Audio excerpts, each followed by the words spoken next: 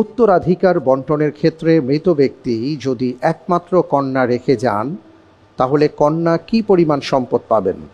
এ, পুরো সম্পদ, বি, অর্ধেক সম্পদ, সি, 3/2 ডি, 3/1। আলহামদুলিল্লাহ, এ প্রশ্নের উত্তর হিসাবে আমি বেছে নিচ্ছি অপশন সি।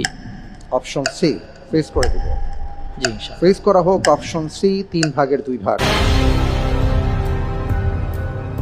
পবিত্র কোরআনুল কারীমের এই একটি জায়গা যেখানে আল্লাহ সুবহানাহু ওয়া তাআলা এমনভাবে বর্ণনা করেছেন যেখানে ব্যাখ্যা করারও কোনো অবকাশ নেই। আপনি বলেছেন যে উত্তরাধিকার বন্টনের ক্ষেত্রে মৃত ব্যক্তি যদি একমাত্র কন্যা রেখে যান তাহলে সেই কন্যা সম্পদ পাবেন 3/2। আমি দেখতে পাচ্ছি আপনি যে উত্তরটি দিয়েছেন আপনার উত্তরটি সঠিক হয়নি।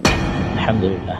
কোনো সমস্যা নেই, সঠিক উত্তর হলো সমস্ত সম্পদের অর্ধেক তিনি পাবেন।